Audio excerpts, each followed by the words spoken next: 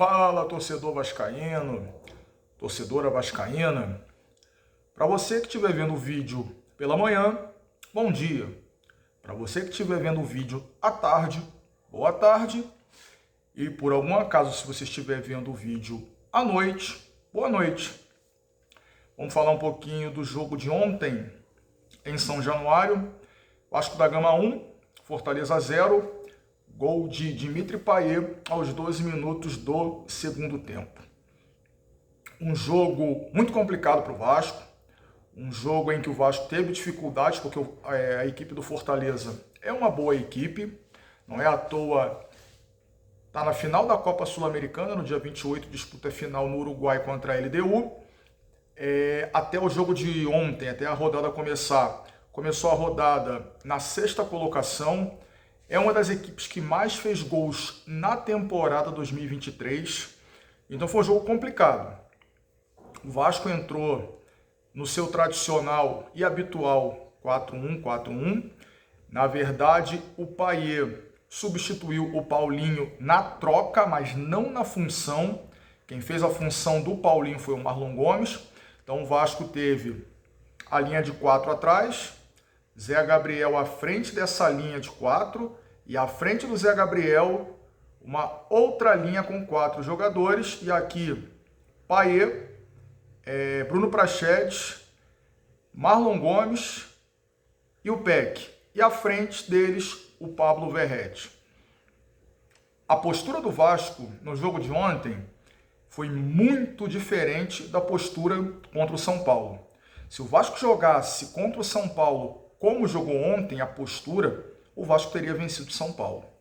O Vasco começou marcando pressão, dificultando a saída de bola do Fortaleza, e o Vasco criou chances.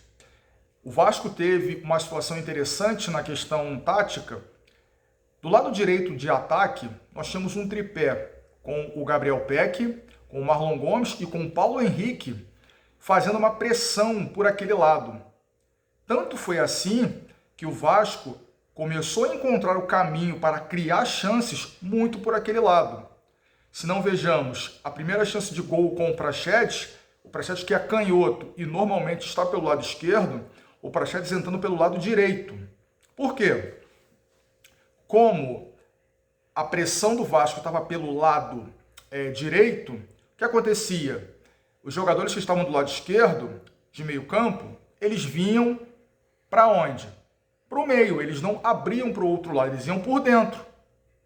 E ali por dentro você pode ou ir para o lado direito ou ir para o lado esquerdo. O Prachedes entrou pelo lado direito para poder finalizar.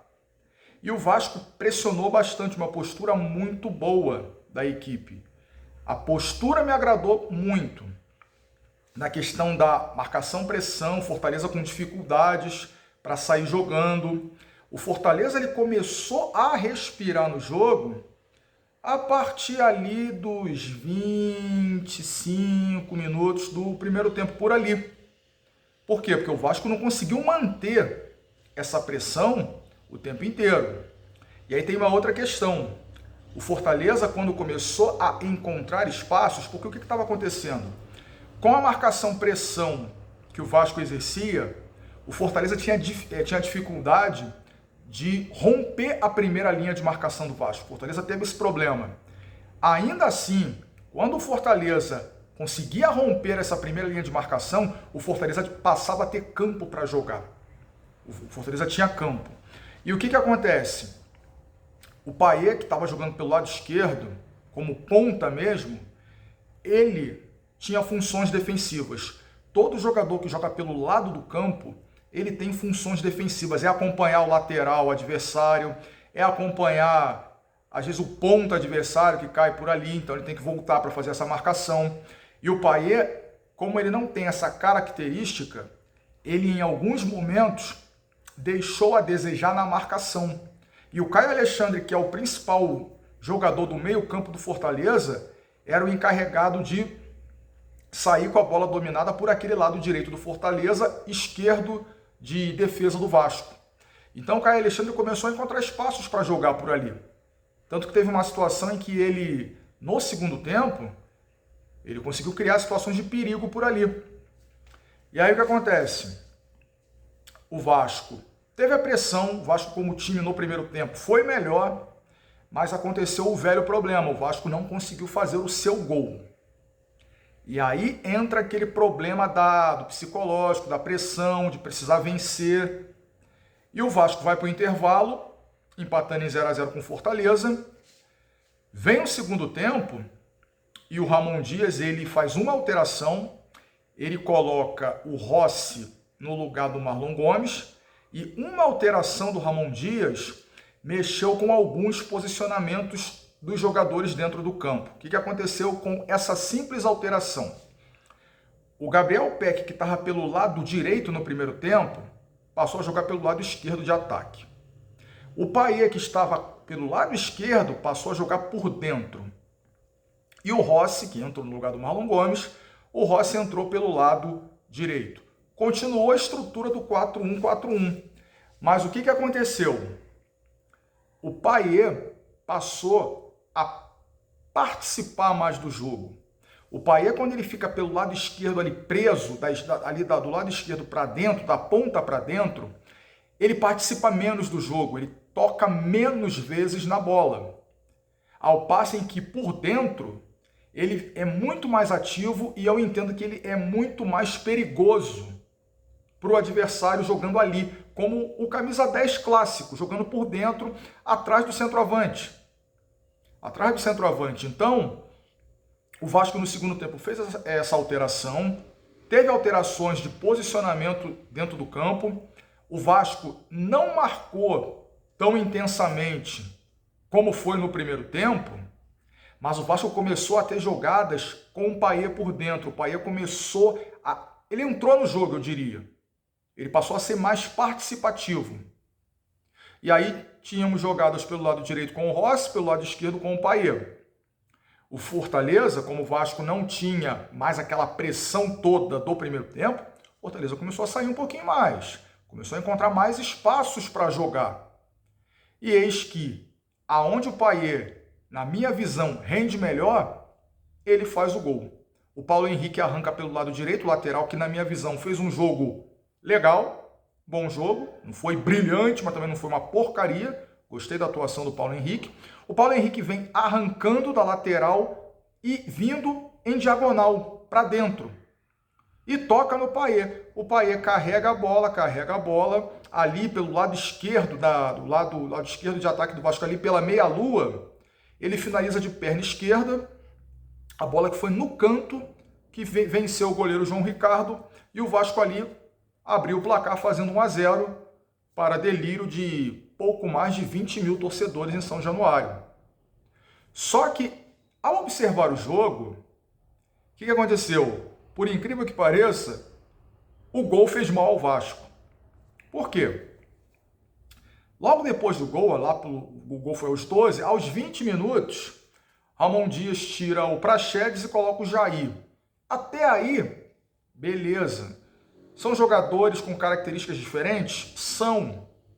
Mas não quer dizer que a alteração, a saída do Praxedes e a entrada do Jair tornou um Vasco mais defensivo. Agora, a entrada do Matheus Cocão para a saída do Payet, aí o Vasco começou a chamar o Fortaleza para dentro do seu campo. E aí o que foi? O que aconteceu? O Vojvoda começou a alterar o time, colocar meias atacantes e começou a empilhar jogadores para frente. E aí foi um jogo, a partir ali do gol do Vasco, praticamente ataque contra defesa. Era o Vasco fechado para tentar explorar o contra-ataque e o Fortaleza indo para dentro do Vasco, chegando pelos lados do campo, com bola aérea, principalmente pelo lado direito, por ali. O Fortaleza chegando, muitos cruzamentos, tentativas de chute de fora da área, algumas tabelas também. Então foi um jogo que ficou muito perigoso, esse segundo tempo do Vasco. O segundo tempo do Vasco até o gol, ok. Do gol para frente, foi um problema que o Vasco teve, mas acredito que foi um risco calculado. Foi um risco calculado, porque ele poderia ter tirado o Payet cansou, pediu para sair, tá. E aí o que acontece? Poderia ter colocado um outro jogador. Poderia ter colocado, sei lá, um Morediano da vida, tentar fazer alguma mudança ali para não trazer o time para trás. E aí, o Vasco veio para o seu próprio campo, o Fortaleza foi para dentro e massacrou o Vasco ali na questão de ocupação de espaço. Então, foi um fim de jogo um pouco complexo, mas o Vasco conseguiu o que era importante, a vitória, os 3 pontos. A rodada de ontem, já que nós temos jogos hoje, a rodada de ontem não foi boa para o Vasco, não foi boa no sentido que os adversários que estão à frente, principalmente o Bahia venceu. Se o Bahia empata e o Vasco vence, o Vasco passava o Bahia. O Vasco passou momentaneamente o Santos. Só que o Santos joga em casa contra o Red Bull Bragantino, um jogo difícil para o Santos.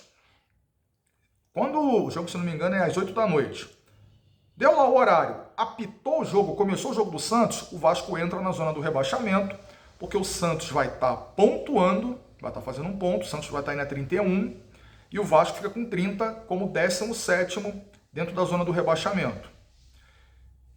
Temos que torcer pela vitória do Red Bull Bragantino.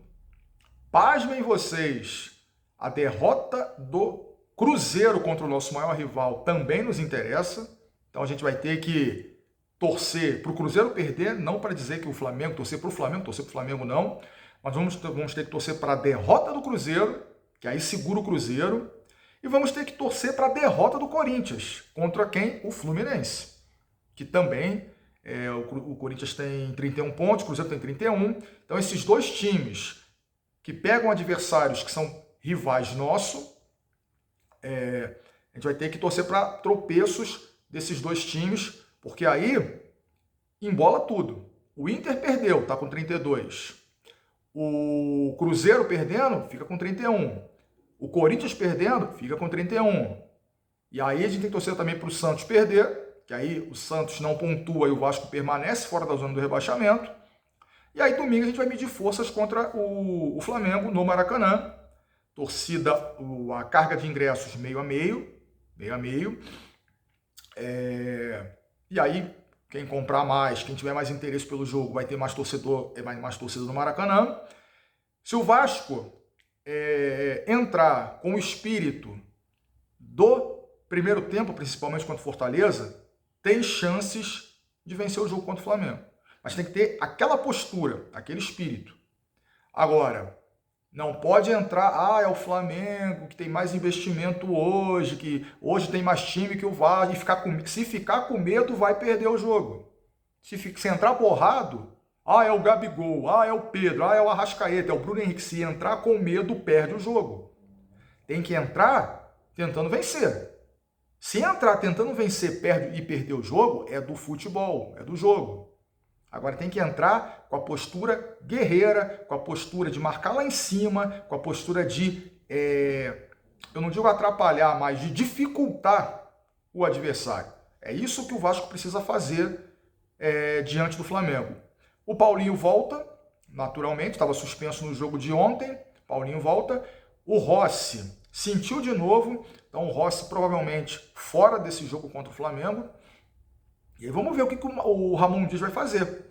Se ele vai escalar o Payet por dentro, se ele vai escalar de novo o Payet por fora, ali pelo lado esquerdo. Eu acho que ele rende melhor por dentro, como um 10 ali, clássico, atrás do centroavante, ditando o ritmo de jogo. Ele é um jogador que carrega a bola. Ele é um cara que carrega a bola, tem visão de jogo, ele inverte um jogo, ele tem essa capacidade, chuta bem com as duas pernas. Então, gostaria de ver o Payet por dentro. Beleza, pessoal? Então é isso. Vasco da Gama 1, Fortaleza 0. Vitória importantíssima do Clube de São Januário na saga contra o rebaixamento. Faltam 11 jogos. O Vasco tem 30 pontos. Alguns matemáticos já estão dizendo que com 42 salva. Se com 42 salva, faltam 12 pontos aí para o Vasco. Eu gostaria de fazer 45, 46, 45 tá bom. Então 15 pontos, são 5 vitórias. Então o Vasco aí em 11 jogos ganhando aí 5 jogos, ou 4 jogos e 2, 3 empates, o Vasco se livra da questão do rebaixamento. Beleza, pessoal? Então é isso. Um bom dia para todo mundo. Para quem está vendo o vídeo de dia, uma boa tarde para quem estiver vendo à tarde e uma boa noite para quem ver à noite. Um abraço, pessoal. Saudações vascaínas. Fui!